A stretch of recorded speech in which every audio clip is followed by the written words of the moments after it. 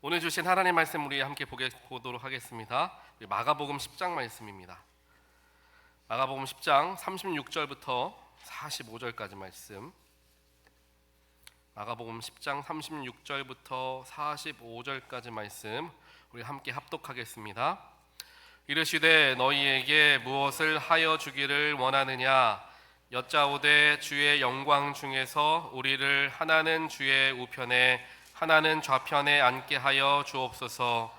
예수께서 이르시되 너희는 너희가 구하는 것을 알지 못하는도다. 내가 마시는 잔을 너희가 마실 수 있으며 내가 받는 세례를 너희가 받을 수 있느냐. 그들이 말하되 할 수 있나이다. 예수께서 이르시되 너희는 내가 마시는 잔을 마시며 내가 받는 세례를 받으려니와 내 좌우편에 앉는 것은 내가 줄 것이 아니라 누구를 위하여 준비되었든지 그들이 얻을 것이니라. 열 제자가 듣고 야고보와 요한에 대하여 화를 내거늘 예수께서 불러다가 이르시되 이방인의 집권자들이 그들을 임의로 주관하고 그 고관들이 그들에게 권세를 부리는 줄을 너희가 알거니와 너희 중에는 그렇지 않을지니 너희 중에 누구든지 크고자 하는 자는 너희를 섬기는 자가 되고 너희 중에 누구든지 으뜸이 되고자 하는 자는 모든 사람의 종이 되어야 하리라. 인자가 온 것은 섬김을 받으려 함이 아니라 도리어 섬기려 자기 목숨을 많은 사람의 대속물로 주려 함이니라. 아멘. 우리 잠깐 기도하겠습니다. 사랑의 하나님 감사합니다. 오늘도 거룩하신 하나님 말씀 앞에 저희들 있는 모습 그대로 섰습니다. 우리의 세상의 복잡한 생각들 이 시간 십자가 앞에 다 내려놓게 하시고 하나님의 귀하신 또한 거룩하신 말씀으로 체험받고 변화되고 결단하는 귀한 예배 시간 되게 하여 주시옵소서. 이 모든 말씀 예수 그리스도 이름으로 간절히 기도합니다. 아멘. 요즘 일교차가 심합니다. 그래서 아침 저녁으로는 추운데요, 낮에는 또 날씨가 덥죠. 그래서 학교 어린 아이들이 많이 감기에 걸렸어요. 저희 아이들도 감기에 걸려서 큰애가 감기에 또 좀 걸렸습니다. 또 그런 건 또 아빠를 사랑하는 마음으로 아이가 저에게 나눠줘가지고 저도 그 사랑을 듬뿍 받아서 지금 감기에 걸려서 목 상태가 좋지가 않아요. 아침에 일어났는데 코가 완전 꽉 막혀가지고 제가 제 코에 손을 대고 셀프 치유 기도를 막 정말 열심히 했어요. 그러니까 코가 지금 좀 많이 뚫렸는데 저는 그렇습니다. 주일 설교 이 예배 시간을 위해서 제 모든 컨디션과 모든 걸 다 집중해요. 그래서 이때가 좀 흔들리지 않게 하려는 많은 노력들을 기울이는데 감기 걸리면 좀 그게 어려운 것 같아요. 그래서 어제도 굉장히 약이란 약은 다 먹고 애를 쓰면서 좀 조절하고 있는 중에 있습니다. 혹시 듣는 게 조금 불편하시더라도 이해해 주시길 부탁을 드립니다. 우리가 지난주부터 믿음의 본질을 묻다 시리즈 설교 보고 있습니다. 지난주에는 우리가 뭐를 같이 공부했죠? 왜 뭐였죠? 예배하는가? 왜? 제가 이제 쪽지 시험 가끔씩 봐야 될 것 같아요. 지난주에 했던 것들 왜 예배하는가? 지난주. 오늘은 왜 섬기는가? 그리고 다음 주에는 왜 존재하는가? 이 세 가지 믿음의 본질에 대한 질문을 스스로에게 던져보면서 이 스스로를 알아가는 게 굉장히 중요합니다. 그래서 스스로에게 존재에 대하여서, 교회에 대하여서, 또 하나님에 대하여서 나는 왜 하나님을 믿고 섬기고 예배하는가에 대한 질문들을 끊임없이 던지는 게 중요하다라는 강조의 말씀들을 여러 번 거쳐서 드립니다. 여러분, 우리 오늘은 이제 왜 섬기는가 두 번째 시간을 같이 공부하는데요. 우리 교회를 살펴보게 되면 우리 교회 안에 얼마나 많은 섬김의 손길들이 있나 아마 여러분들도 잘 아시리라 생각합니다. 우리 호산나 성가대도 그렇고 주일 아침 1부부터 찬양하는 찬양팀도 있습니다. 우리 멀티미디어, 친교 여러 곳에서 봉사하시는 수많은 성도님들의 손길들이 있기 때문에 오늘 주일 예배에 우리가 이렇게 앉아서 하나님께 영광 돌리며 예배할 수 있게 된다라는 것입니다. 어느 하나 자리가 비어지거나 어느 한 자리가 이제 예를 들면 구멍이 생기게 된다면 예배가 매끄럽게 이어지지가 못할 것입니다. 그렇기에 모든 자리에서 보이는 곳이든 보이지 않는 곳이든 열심히 수고하고 사역하는 성도님들의 섬김과 또한 사역이 있기 때문에 우리 금단교회가 하나님의 귀한 은혜 가운데 바로 서 나가게 되는 줄 믿습니다. 그래서 우리 옆에 분들에게 우리 이 시간 옆에 분들과 또 하나님께 박수로 함께 영광 돌릴 때 우리에게 서로 도울 수 있도록 사랑을 주셔서 감사합니다. 하나님께 우리 다시 한번 박수 한번 올려드리도록 하겠습니다. 보통 일반적으로 교회들을 바라보게 됐을 때 많으면 10%, 보통은 한 5에서 7% 정도의 핵심 인원들, 핵심 교인들이 교회 전체를 이끌어간다라는 이야기를 많이 합니다. 그렇게 단순하게 우리 교회를 대입해서 계산을 해봤을 때 우리 교회는 이제 7, 8명, 좀 많으면 한 10명 정도의 성도들이 교회를 이끌어가야지 이끌어가는 게 이제 핵심 인원들이 이끌어가는 게 좀 보통적인 계산법이겠지만 제가 우리 금란교회 와서 보니까 그 이상의 더 많은 성도님들께서 열심히 사역하는 것을 보게 됩니다. 그래서 우리 교회가 얼마나 건강하고 또 귀한 섬김이 넘치는 교회인가 라는 생각을 다시 한번 하고 느끼게 되고요. 또 이래서 주변에 많은 목사님들께서 우리 금란교회 성도님들은 참 착하시고 선하시고 섬기는 것 잘하신다라는 말씀을 하시는 이유, 칭찬하시는 이유가 이거구나라는 생각을 다시 한번 해보게 됩니다. 이렇게 우리들의 헌신과 수고로 교회가 세워져 나가는데요. 우리가 오늘 함께 살펴보고자 하는 것은 섬기는데, 우리가 교회를 섬기고 우리 또 사랑하는 성도들을 섬기고 또 여러 가지 일들을 우리가 섬기는데 그 섬기는 것의 진짜 목적이 무엇인가, 섬기는 것의 진짜 의미는 무엇인가를 한번 짚어서 우리 생각해보는 시간을 갖기를 원합니다. 스스로에게 이러한 질문들을 우리는 끊임없이 던질 수 있어야 됩니다. 우리는 왜 교회를, 왜 성도를, 그리고 더 나아가 세상의 약자들을 섬기는가에 대한 질문을 던져야 되는 거죠. 그리고 그 질문을 던지는 것과 동시에 답을 얻어야 됩니다. 답을 얻음으로 체험을 얻어야 되는데 그 답을 어디서 얻을 수 있느냐? 공동체 안에서 답을 얻을 수 있고 하나님께로부터 답을 얻을 수 있습니다. 즉 우리는 계속해서 끊임없이 우리가 왜 섬기는가 질문을 던져야 되고 우리가 섬기는 공동체 안에서 또 하나님 안에서 그 답들을 얻는 그러한 건강한 순환의 신앙을 가질 때에 섬김의 진짜 의미를 우리가 누릴 수 있고 섬김의 마르지 않는 귀한 섬김을 계속해서 우리가 지속할 수 있게 된다는 거예요. 그래서 첫 번째 우리가 설교 노트 보시면 우리 첫 번째 질문이죠. Why we serve? 우리는 왜 섬기는가에 대한 대답으로 예수님께서 참된 섬김을 먼저 보여주셨기 때문이다라는 거예요. 예수님께서 참된 섬김을 먼저 보여주셨기 때문에 우리는 섬긴다 그런 거죠. 보통 섬기는 것은 우리가 왜 섬긴다고 이야기합니까? 누군가를 위해서, 교회를 위해서, 성도를 위해서, 혹은 내가 인정받기 위해서, 내가 잘한다 칭찬받기 위해서라는 사람을 향한 관계 속에서 내가 섬기는 일들이 있습니다. 그런데 오늘 성경 말씀을 보니까 예수님께서 섬김의 진짜 목적이 무엇인가를 우리에게 가르쳐 주시는데 그게 바로 예수님이 섬김의 예수로, 섬김의 구주로 우리에게 와 주셨기 때문에 우리 역시 섬긴다라는 것을 가르쳐 주시는 거예요. 오늘 우리가 함께 읽었던 마지막 구절이죠. 45절 말씀을 보면 이렇게 기록합니다. 인자가 온 것은 섬김을 받으려 함이 아니라 도리어 섬기려 하고 자기 목숨을 많은 사람의 대속물로 주려 함이니라 라고 성경은 이야기합니다. 인자, 즉 예수님께서 이 땅에 오신 것은 섬김을 받기 위해서가 아니라 섬겨주기 위해서 이 땅에 오셨다라는 이야기입니다.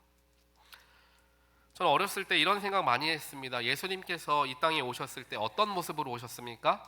가장 연약한 모습으로 오셨습니다. 그래서 말구유에서 태어나셨죠. 어찌 보면 가장 볼품없는 곳에서 가장 낮은 모습으로, 그래서 하늘 영광을 다 버리시고 가장 비천한 모습으로 오신 분이 예수님이시다라고 우리가 이야기하지 않습니까? 거기에 대한 질문들이 많았어요. 어렸을 때 제가.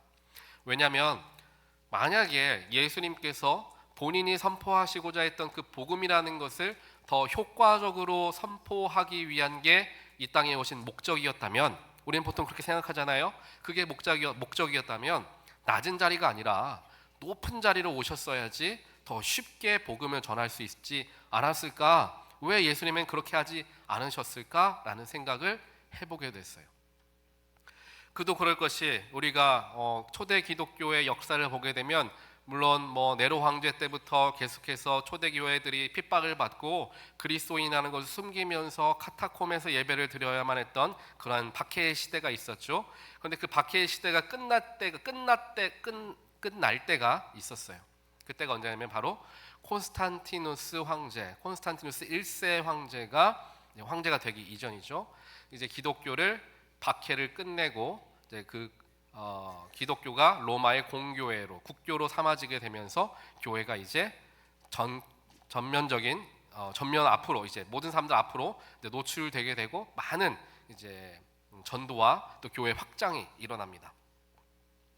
그런데 이 콘스탄티누스 황제가 1세가 313년에 밀라노 칙령을 이제 내리면서 그렇게 기독교를 박해를 끝내게 되죠. 근데 그렇게 했던 이유가 있어요. 뭐였냐면 그 당시에 콘스탄티누스가 황제로 등극하기 전에 그에게 있었던 막강한 그 라이벌 관계에 있었던 사람이 있었죠. 그 사람 이름이 막센티우스라는 사람이었습니다. 이 막센티우스와 이제 계속해서 대립의 관계를 갖고 있었어요. 그러다가 마지막 정말 결전의 시간, 마지막 전투 때에 그 전투를 앞두고 그 전날 밤에 이제 콘스탄티누스 1세가 꿈을 꾸게 됩니다. 그 꿈에서 글자가 꿈에 보이는데 XP라는 글자가 눈에 들어오는 거예요. 그리고 XP의 글자가 보이면서 하늘의 천사가 이야기하기를 이 XP, 이 두 글자, 이 구호로 네가 승리하리라 라고 이야기하는 말을 이제 들은 거예요. 꿈에서 들은 거예요. 그런데 이 XP가 우리가 키로, 카이로라고 이야기하는 헬라어인데, X가 여러분들 그리스도가 헬라어로는 크리스토스잖아요. 그러니까 크리스토스 할 때 크가 X로 표현합니다. 그리고 P가 지금 현대에서 우리는 P를 프 발음 나게 하지만 그 당시에 대문자 P는 R 발음이 나게 되어 있었어요. 그래서 이게 크라이스트 앞자 두 글자를 이야기하는 XP. 지금도 우리 성당 같은 데 가게 되면 XP 겹쳐져 있는 문양을 우리가 함께 볼 수가 있습니다.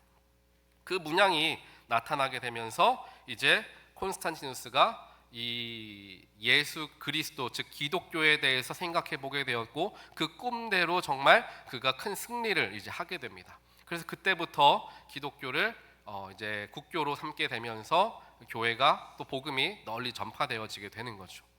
이것만 보더라도 한 나라의, 그 당시 로마라는 큰 강대국의 황제가 기독교를 국교로 삼고 국교를 선포하니까 정말 놀랄 정도로 전 세계의 기독교가 퍼져나가게 되지 않았습니까?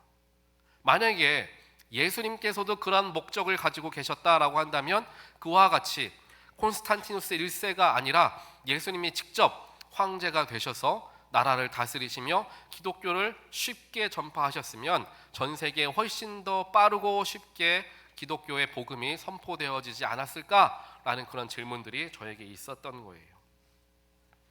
그런데 오늘 말씀을 보니까 예수님께서 이 땅에 오신 것은 예수님께서 직접 높아지시면서 높은 자리에서 복음을 선포하기 위한 목적이 아니라 낮은 자리에서 섬기고 낮아지고 또한 위해 주는 삶을 살아감을 통하여서 복음의 의미가 무엇인지를 알려주기를 원하셨던 거죠.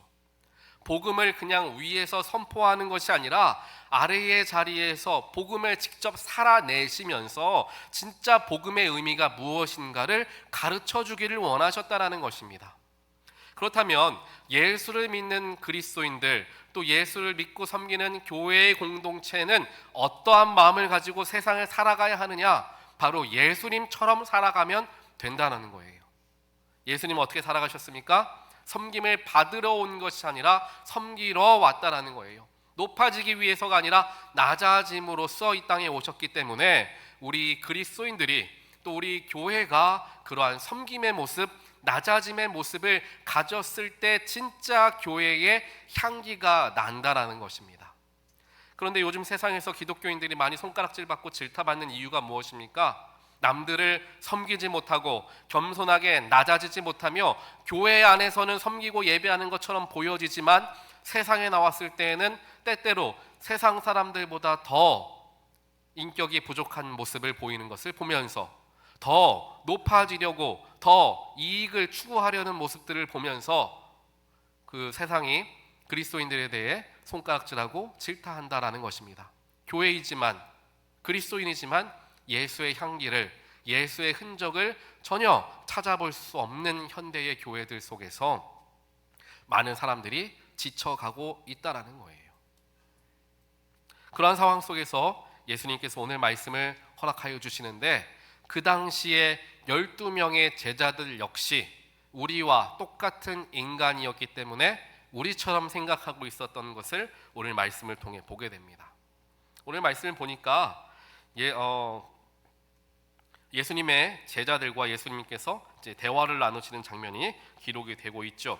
그런데 예수님의 제자들에게 예수님께서 먼저 오늘 읽은 말씀 그 전에 나와 있는 말씀인데요. 어떤 말씀을 하셨냐면은 너희가 세상을 살아가는 동안에 세상을 쫓아 살아가지 않고 복음을 선택하고 살아간 사람들에게는 복음의 놀라운 은혜가 넘칠 것이고 또한 영생을 얻게 될 것이다 라는 축복의 말씀을 먼저 허락해 주십니다. 즉 예수를 잘 믿으면 세상에서도 복을 받고 영생도 누리게 된다라는 축복의 말씀을 주신 거예요. 그리고 그 말씀을 끝내고 나서 이제 무슨 얘기를 하시냐면 이제 내가 이제 얼마 뒤에 십자가를 지게 되고 모든 고난을 다 짊어지고 죽게 되는 일이 올 것이다 라는 정말 무거운 이야기를 하십니다. 이 두 가지 이야기를 연달아서 하셨어요. 그런데 제자들은 이 두 가지의 얘기들 중에서 어떤 것만을 생각했냐면 첫 번째 이야기만 생각하고 있었던 거예요.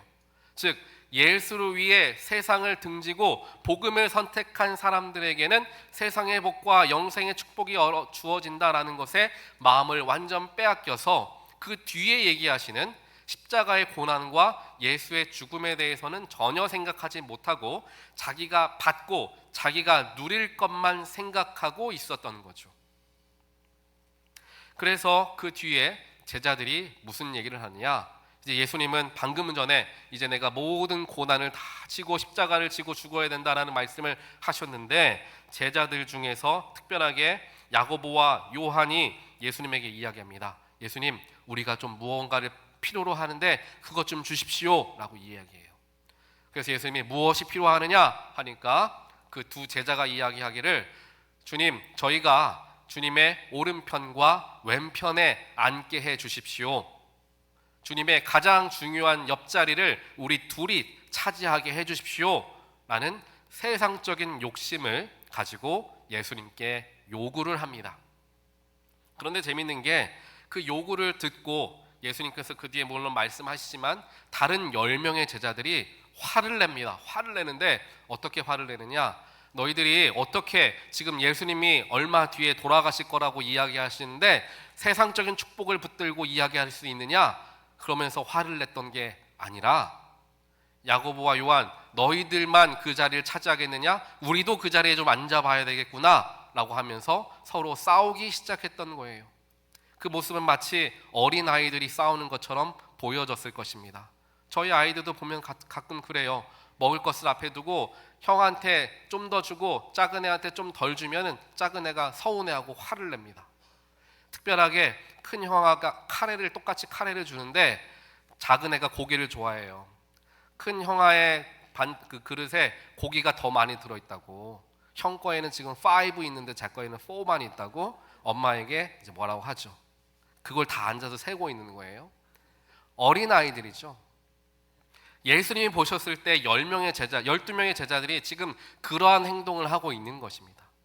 지금 예수님께서는 죽음과 부활에 대해서 심각하게 가르쳐주고 계시는데 누가 예수님의 오른편에 누가 예수님의 왼편에 앉을까? 이것 가지고 정말 다투고 있는 제자들의 모습, 한심해 보이고 답답해 보입니다. 하지만 사랑하는 성도 여러분, 저와 여러분이 예수님께 그러한 요청을 자주 하는 사람들이라는 것을 한번 생각해 보기를 원합니다. 우리 역시 주님께 무엇을 얻을 수 있을까? 어떻게 기도하면 응답 받을 수 있을까? 내 삶의 문제, 내가 얻고자 하는 삶의 축복, 어떻게 하면 하나님께로부터 받을 수 있을까에 신경이 집중되어져 있는 삶을 살아가고 있지는 않나. 우리의 일상의 기도 중에 하나님의 뜻을 이루기 위한 기도의 제목이 더 많은가? 아니면 내 뜻, 내 가족, 나의 것들을 채우기 위한 기도의 제목이 더 많은가? 잠깐만 생각해봐도 우리 역시 이 12명의 제자들과 같이 어리석고 연약한 사람들이다라는 것을 금방 발견할 수 있게 된다라는 것입니다. 그런데 예수님께서는 제자들에게, 그렇게 답답해 보이는 제자들에게 어떻게 답을 주시냐면, 우리가 설교 노트 2번째입니다. How we serve, 어떻게 우리는 섬기느냐에 대한 답이 그리스도의 고난에 동참하는 것이 진정한 섬김이다라는 것을 예수님께서 가르쳐 주세요. 그리스도의 고난에 동참하는 것.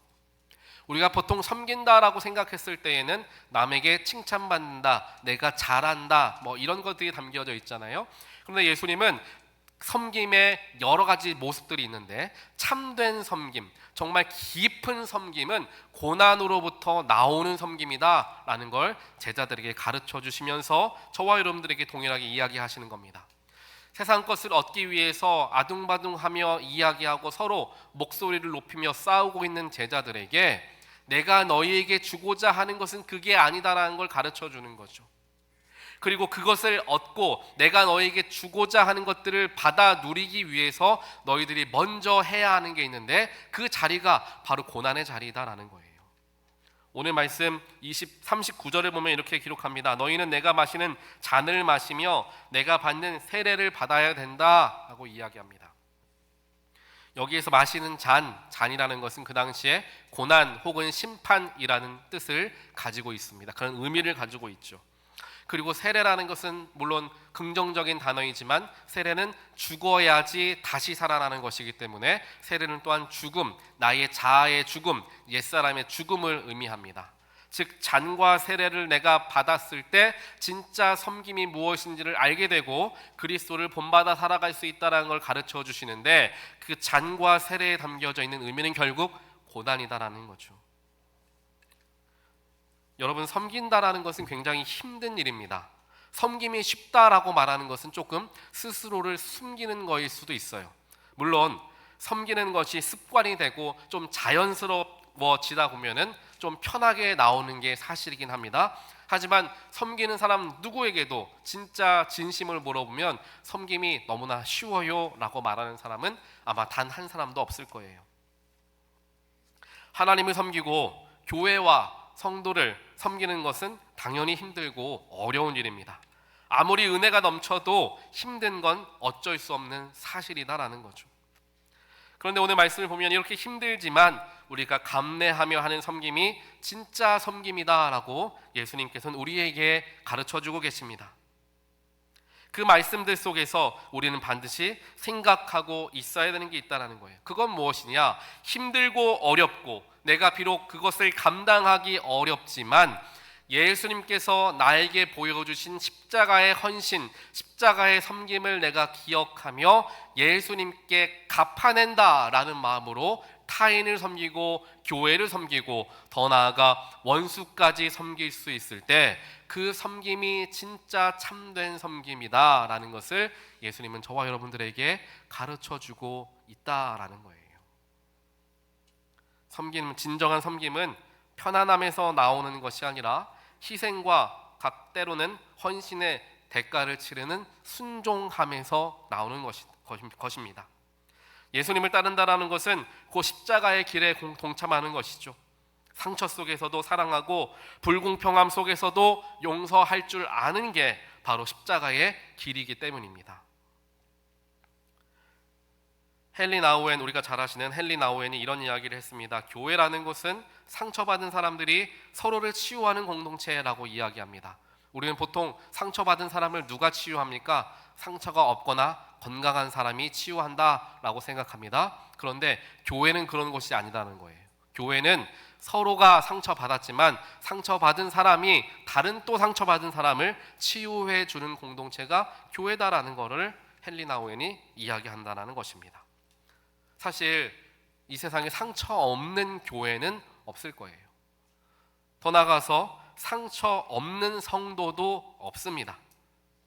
내가 상처받았으니까 내 상처 좀 보살펴 달라고 상대방에게 아무리 이야기를 하더라도 상대방 역시 상처받은 사람이기 때문에 그걸 돌봐주기가 어려울 수 있다는 것입니다. 그런데 예수님의 관점에서, 하나님의 관점에서 살펴보았을 때 교회라는 것은 어떤 공동체가 되어야 하느냐? 상처받은 사람들이 상처 있는 사람들을 치유해 줄 수 있는 공동체가 되어야 한다는 거죠. 상처는 누군가를 보살펴 줬을 때 치유받게 되는 게 아니라 내가 누군가의 상처를 돌봐줄 때 오히려 내 상처가 치유된다는 거예요. 왜냐하면 상처라는 게 그냥 몸에 난 상처를 우리가 지금 이야기하는 게 아니지 않습니까? 내 영혼의 상처, 내 마음의 상처를 이야기합니다. 내 마음에 깊이 새겨져 있는 상처는 아무리 무언가로 채우려고 하더라도 치유되지를 않습니다.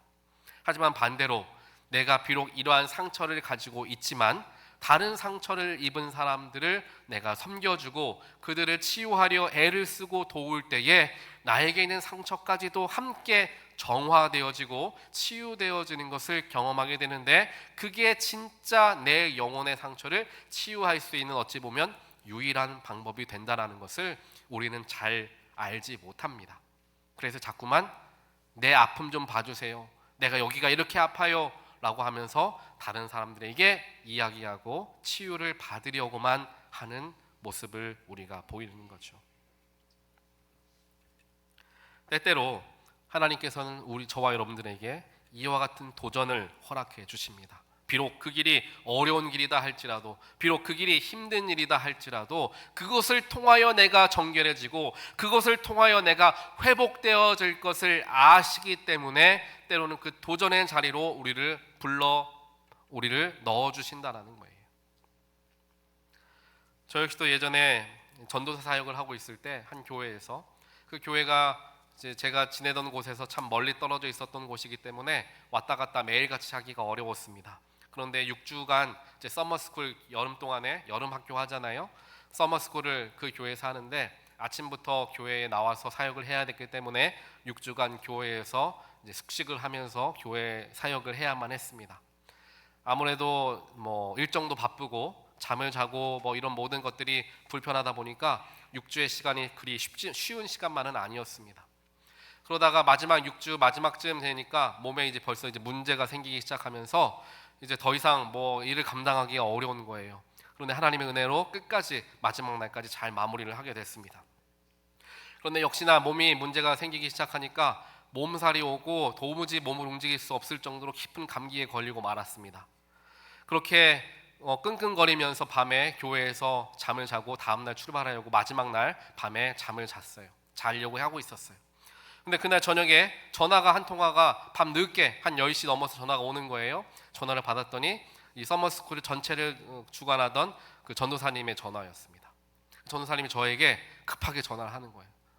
전도사님, 내일 이제 6주 동안 수고한 EM 청년들, 봉사하면서 수고한 EM 청년들을 이제 놀이동산에 데려가고 싶은데 전도사님이 좀 운전을 좀 해달라고 저한테 전화를 하신 거예요. 밤 늦게. 근데 그 운전하러 가는 길이 편도로 2시간 가야 되는 거리였어요.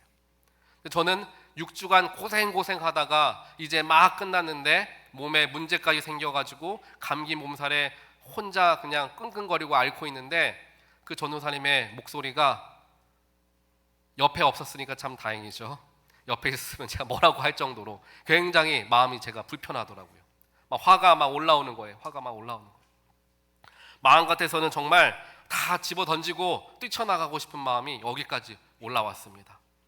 그런데 목회자가 뛰쳐나갈 곳이 어디 있겠습니까? 결국에 그 밤에 잠을 자지 않고 본당으로 갔어요. 본당에 가서 십자가 앞에 하나님께 기도했죠. 하나님, 저 너무 힘들어요. 정말 너무너무 힘들어요. 하나님께 얘기했습니다. 근데 이것까지 정말 해야 됩니까? 정말 저 못하겠습니다. 하나님께 막 기도했어요. 그렇게 막 하나님께 푸념을 털어놓고 있는데 하나님이 제 마음속에 보여주신 게 예수님의 십자가, 골고다 언덕에 있었던 십자가의 모습을 저에게 보여주셨어요.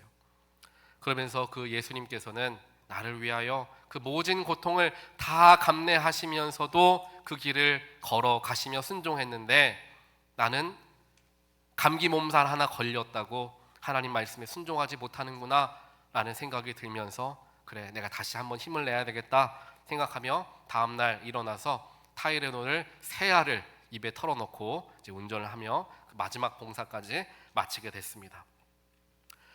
그런데 감사하게도 그 일이 있고 난 다음날 몸이 막 좋아지면서 다시 건강을 회복하게 됐고 하나님의 은혜를 많이 기억하게 됐어요.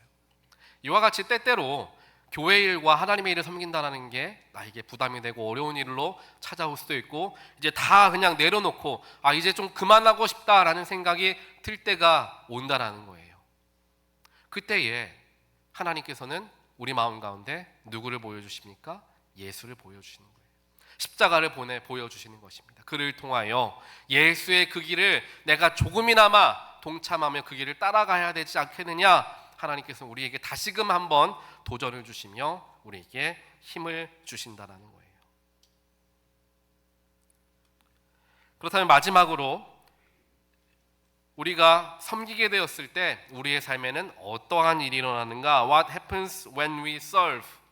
무슨 일이 일어나는가라는 거죠. 바로 그리스도의 마음이 우리의 삶에 드러나게 되더라라는 거예요. 그리스도의 마음이 우리의 삶에 드러나게 되더라라는 것입니다. 즉 우리가 최선을 다하여서 비록 힘들고 어려운 고난의 길이지만 하나님을 생각하며 예수를 생각하며 타인을 섬기고 교회 공동체를 섬기다 보면 우리의 삶을 통하여서 다른 사람이 예수를 발견하게 된다는 거예요. 예수님께서 그 고난의 길, 아까 말씀드렸던 것과 같이 높은 자리에 서지 않고 낮은 자리에서 섬기는 모습을 보여주셨던 이유는 예수를 따르는 모든 제자들, 즉 저와 여러분 모두가 예수님처럼 살아가라는 이유가 거기에 담겨져 있습니다. 즉 나를 본받아서 너희도 타인을 섬기고 원수를 용서하고 사랑으로 보듬하라 라는 것을 가르쳐 주시기 위해서 예수님은 우리에게 본의 삶을 보여주셨죠. 그래서 그것을 염두에 두며 예수를 품으며 내가 타인을 섬기고 사랑하고 용서하는 삶을 살 때에 내 주변에 있는 사람들이 나의 삶에서 예수를 발견할 수 있게 된다는 것입니다. 사랑하는 성도 여러분, 나의 삶에서 우리의 모습에서 예수의 향기, 예수의 흔적이 있어야 한다는 것을 반드시 기억하게 되는 저와 여러분 또 우리 금난교회가 되기를 주님의 이름으로 간절히 축원드립니다. 세상의 빛과 소금으로 살아가야 한다 하지만 빛을 잃고 소금의 맛을 잃고 살아가는 교회 성도가 아니라 이 어지러운 때에 오히려 내가 더 짠맛을 내고 더 밝은 빛을 비춤을 통하여서 비록 그 길이 내가 어려운 길, 힘든 길이다 할지라도 예수가 걸어가신 그 길을 내가 묵묵히 따라 나아갈 때 자연스레 나의 삶에서 또 우리의 교회의 모습 속에서 예수의 흔적이 나타나게 된다라는 거예요. 물론 교회를 또 성도를 때로는 내가 미워하는 것 같은 내 마음에 들지 않는 사람까지도 섬긴다는 것 어려운 일입니다. 번아웃이 찾아오기도 하죠. 이제 다 내려놓고 쉬고만 싶은 순간도 찾아옵니다. 그런데 여러분 너무 상심하지 마십시오. 여러분들이 어느 순간 사역에 지치는 순간이 왔다는 건 여러분 열심히 달리셨다는 얘기예요. 최선을 다하셨다는 거예요. 힘과 에너지 다 쏟으셨다는 거예요. 그러니까 번아웃이 오죠. 힘들게 사역하지 않는 사람들은 번아웃이 오지를 않습니다. 모든 힘을 다 쏟지 않으니까요. 열심히 사역했으니까, 열심히 하나님 섬겼으니까 지치고 힘이 들 수도 있는 겁니다. 자연스럽고 당연한 일일 수 있습니다. 하지만 우리의 그 모든 수고와 모든 헌신과 모든 땀과 눈물 하나님은 다 기억하시고 하나님은 다 바라보시고 하나님은 다 마음에 새겨 두시는 줄 믿습니다. 여러분들의 헌신과 수고 그리고 섬김에 하나님의 귀한 교회가 세워져 가기 때문입니다. 예전에 제가 혼자 싱글로 전도사 사역을 할 때에 저를 많은 교인분들께서 섬겨주셨어요. 그러다가 한국에 계신 저희 어머니가 미국에 방문하셨는데 특별하게 저를 섬겨주신 분들에게 그렇게 찾아가시면서 감사하다는 말을 연신하시는 저희 어머니의 모습을 보게 됐어요. 어머니가 저에게 말씀하시기를 내 아들을 저렇게 섬겨주시는 분을 바라보면 그거야말로 나를 섬겨주는 것과 뭐가 다르겠느냐 저에게 얘기하는 거예요. 아마 하나님의 마음도 이와 같지 않을까 생각해 봅니다. 사랑하는 내 아들, 사랑하는 내 딸을 최선을 다하여 섬기고 있는 여러분들의 손길, 여러분들의 섬김을 보시며 누구누구야 정말 고맙다. 내 아들 정말 힘들어가지고 신음하고 있었는데 챙겨줘서 고맙다. 밥 한 끼 따뜻하게 사줘서 고맙다. 연락 한번 줘서 고맙다. 내 아들 챙겨줘서 내 딸 챙겨줘서 정말 고맙다. 하나님이 섬기는 자들에게 이와 같이 말씀하시리라 생각합니다. 오늘 이 시간 섬김의 종으로 오신 예수를 바라보며 또 앞에 걸려있는 십자가는 편안한 길이 아니라 고난과 고통의 길이었다는 것을 기억하며 조금이나마 주님이 흘리신 피에 조금이나마 힘들어하셨던 주님의 그 길에 마음을 드릴 수 있는 또 동참할 수 있는 저와 여러분이 되시기를 간절히 원합니다. 우리 시간 함께 찬양하길 원합니다. 우리 비록 주님 따라가는 길 좁은 길이고 조금은 힘든 십자가의 길이다 할지라도 내가 주님 손 붙잡고 또 사랑하는 성도들의 손을 붙잡고 내가 그 길 끝까지 가렵니다. 우리 함께 합심하여 주님 다시 오실 때까지 마음을 다하여 고백하겠습니다. 주님 다시 오실 때까지, 주님 다시 오실 때까지 나는 이 길을 가리라. 좁은 문 좁은 길 나의 십자가 지고 나의 가는 이 길 끝에서 나는 주님을 보리라. 영광에 내 주님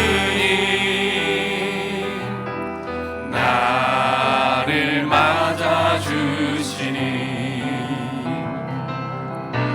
주님 다시 오실 때까지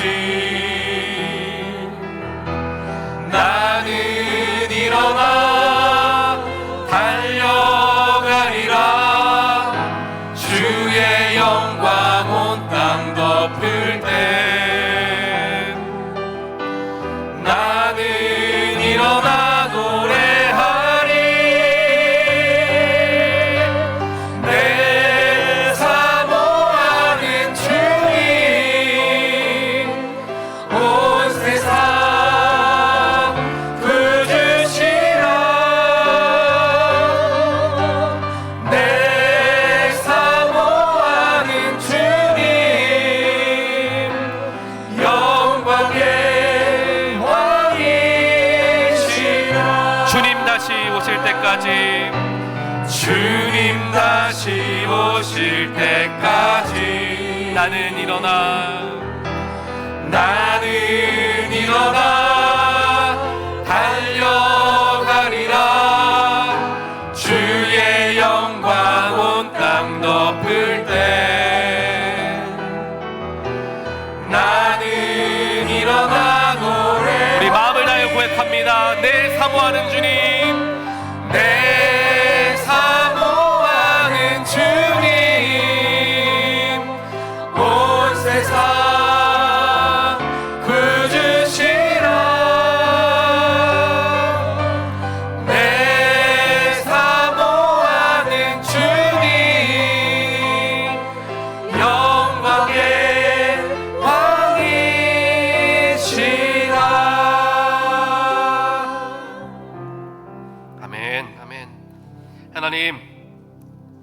하나님은 그 좁은 길, 누구도 가고 싶지 않았던 그 골고다의 길을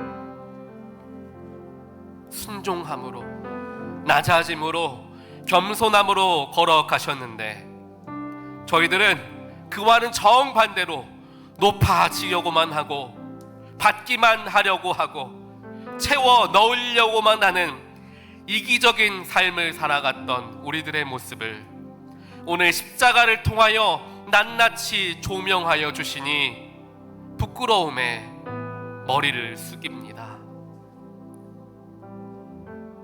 주님이 걸어가셨던 그 길을 우리에게 보여주시며, 사랑하는 나의 자녀야, 내가 간 그 길, 그래 조금 어렵다, 조금 힘든 길이다, 하지만 내가 원하는 길이니, 내가 바라는 길이니 나와 함께 그 길 걸어가지 않겠느냐, 우리에게 말씀으로 다가오시는 주님을 대면하게 하시니 주여 감사합니다.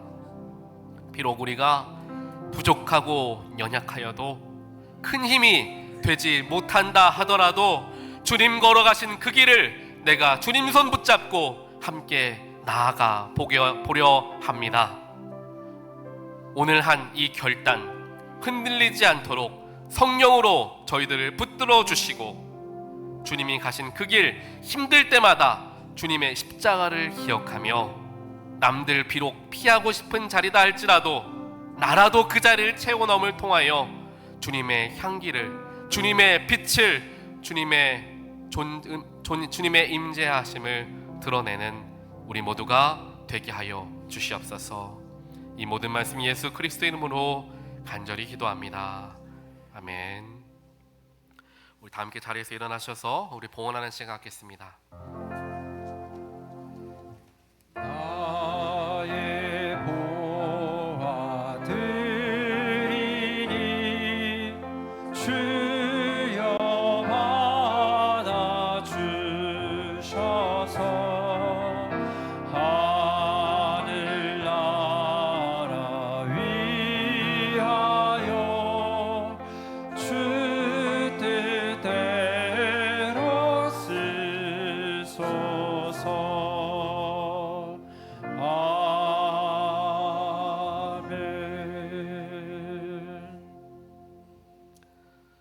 사랑과 은혜의 하나님 감사합니다. 오늘 거룩한 주일 저희들 세상에 빠져 살아가지 않게 하시고 하나님의 보좌 가운데로 나올 수 있도록 우리에게 먼저 복음 주시고 우리를 먼저 자녀 삼아 주시니 하나님 감사합니다.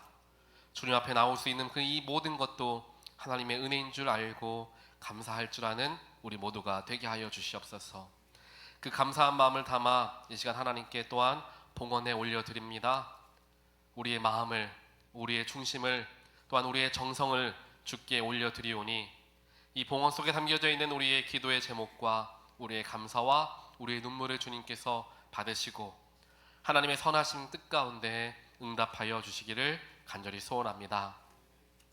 오늘 주 앞에 나와 함께 예배하길 원하지만 육신의 연약함 때문에, 마음의 답답함 때문에, 삶의 무거운 짐 때문에 주 앞에 나오지 못한 성도들 주여 기억하시고 그들에게 이 시간 친히 찾아가 주시어서 치유의 오른손을 안수하사 모든 육체의 질병 깨끗이 나음받게 하시고, 마음에 어려웠던 문제들 주님 위로하시고 그들의 눈물 닦아주시어 회복되는 역사가 있게 하시며, 삶의 모든 무거운 짐을 혼자 지고 가려 애쓰는 성도들 주님의 십자가 앞에 모든 짐 다 내려놓고 자유함을 얻어 주 앞에 모든 자들 함께 나와 예배하는 날이 속히 올 수 있도록 하나님 역사하여 주시옵소서. 다시 한번 마음을 다하여 드리는 헌금 주님께서 기쁨으로 흠양하여 주시고 하나님의 귀하신 뜻 가운데 사용하여 주시옵소서. 이 모든 말씀 예수 그리스도 이름으로 간절히 기도합니다. 아멘.